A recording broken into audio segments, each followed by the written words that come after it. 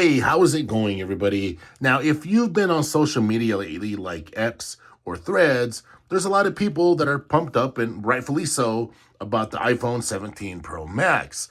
But at the same time, there's been a lot of people talking, saying weird stuff like the S25 Ultra is cheap compared to the iPhone 17 Pro Max. And you're hearing a lot of the usual stuff, and I want to break down some of them. Now, first off, I want to say, the build quality on the S25 Ultra is probably a little better than the build quality on the iPhone 17 Pro Max. We're talking an aluminum body here, right? A one-piece aluminum body. Not a big deal. It's cool, right? I don't have nothing against aluminum bodies or even plastic for that matter, but for the sake of this video, yeah. So here we are with the S25 Ultra. Now we have a titanium frame with a Gorilla Glass Victus back, okay? So there's really nothing cheap about the build quality on this phone right here, but and the reason I'm making this video is I want to just set the record straight, just in case there's people out there who actually don't know any better, right? You're trying to make an informed decision, and I'm here to help you make that informed decision. That's the whole point of my tech channel, my YouTube channel. All right. Now, the second thing that a lot of people are going around saying is they're going around saying that the software is buggy on the S25 Ultra and for Android for that matter. Now, for those of you that know, I also have the Google Pixel 10 Pro XL. I made videos about it. Not a bad phone at all. Actually, it's quite nice. The reason this is my daily right here, along with this, the reason this is my Android daily, I like all of the Samsung features, okay? Just the way I am. Yes, I'm a Samsung guy all the way. Now, back in the day, when it was TouchWiz, that used to be the software that was on these Samsung phones, like the S3, the S4, the S5. During the TouchWiz days before One UI came out. Yeah, it was kind of weird. It was a buggy situation. It was a mess. But fast forward to now, 2025, and like I said, I use this as my main daily driver as well as this. I carry two phones. I record a lot of my videos with this phone right here. I edit the majority of my videos with this right here. I don't have any special software. I do everything on device with the software that's provided inside of the Samsung Photo Gallery, Samsung Gallery app, and there's never any problems at all. None. Cellular connectivity, the way apps work, the way things work in general is really good. Now, I will say this for iOS and for like the iPhone 17 Pro Max. As far as Apple goes, whenever it comes to updates, and that's another thing, people say stuff like, Samsung doesn't get updated. And I want to just say this right now.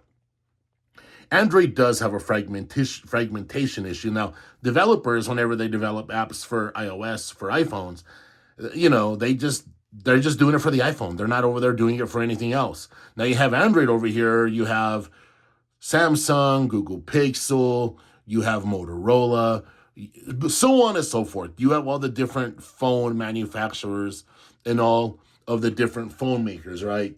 So, but if you're just looking at this from a Samsung point of view and you keep track of the Samsung updates, then you will understand that Samsung has gotten really, really good at releasing updates. And this phone right here is going to be supported for 7 years.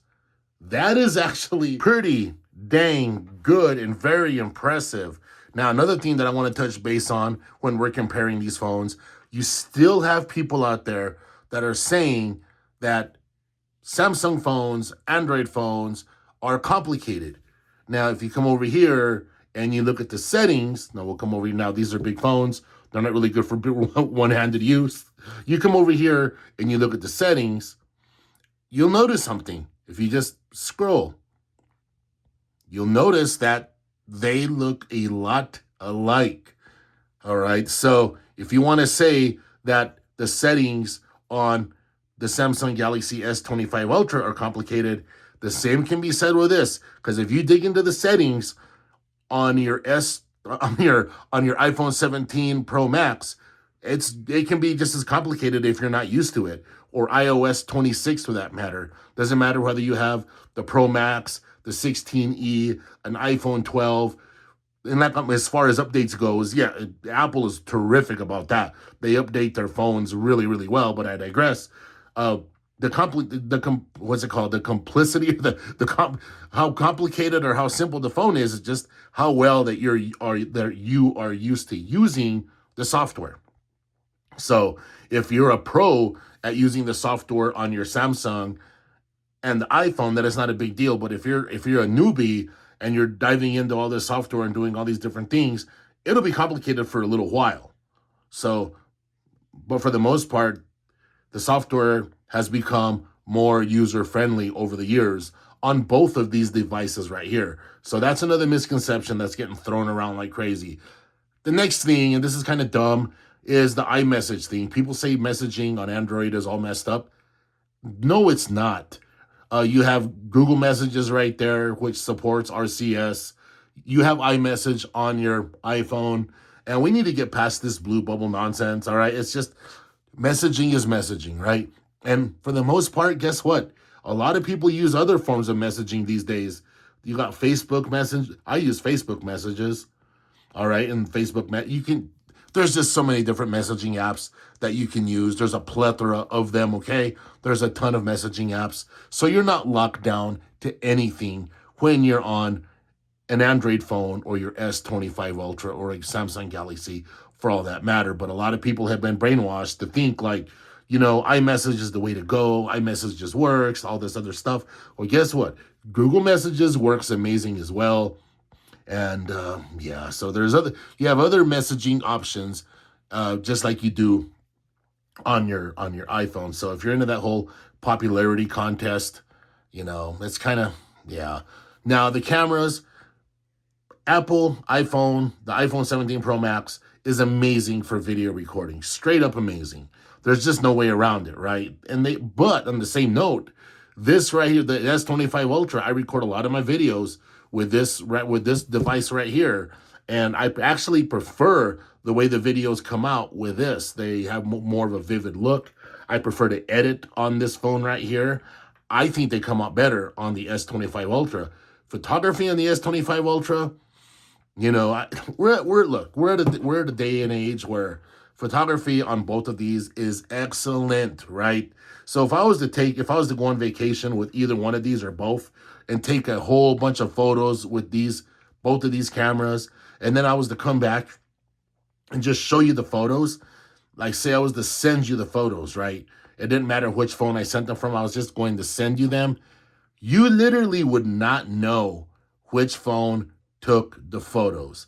Now, to the trained eye, yes, more than likely, the photos would be a little more vivid on the S25 Ultra. That's just the way it is with Samsung. And the photos taken with the Pro Max would be on the warmer side.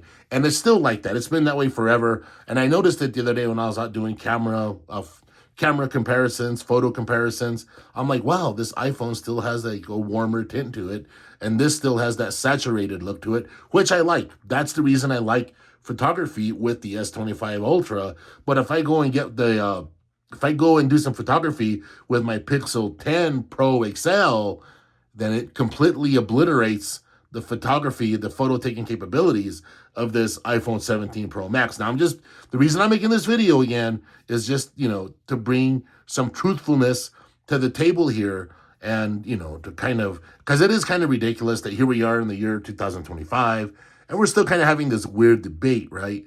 And if you're on the fence which phone to buy, remember, you always have that 14-day window. And if you're coming from Samsung and you're coming over here to iOS, to this iPhone 17 Pro Max, you have a 14-day return window. Basically, within that 14 days, take your Samsung Galaxy, set it down, and only use your iPhone 17 Pro Max. That way you can really know if it's for you. And that way you can also really learn how to get it. And that's another thing too. Look, if you're not really vested into the Apple ecosystem, like if you don't have all the, Apple Watches and the AirBuds and the iPads and the Maps, I really don't recommend you. I recommend you get this right here because it's going to fit your whole ecosystem, because the iPhone is like the first major puzzle piece of the Apple ecosystem, that's what I recommend. But at the same time, Samsung has a pretty heavy duty ecosystem on its own as well. That and the way things all work together and stuff like that. And to me, you have more flexibility, you know. And so at the end of the day, if you were to ask me, say you're someone watching this video and you are wondering like, well, I can only buy one phone and I'm just buying it for a phone. I'm not purchasing it for anything else. I'm not worried about the earbuds. I'm not worried about AirDrop. I'm not worried about none of that. I just want the phone to be a phone and I want to get the most bang for my buck. At the end of the day, the Samsung Galaxy S25 Ultra completely obliterates this iPhone 17 Pro Max. Straight up, all right? You have more, you just have the features, the things you can do are a lot more. There's just a lot more things you can do with an S25 Ultra, all right? So hopefully this video helped out somebody, and I will catch all of you in the next one. Take care.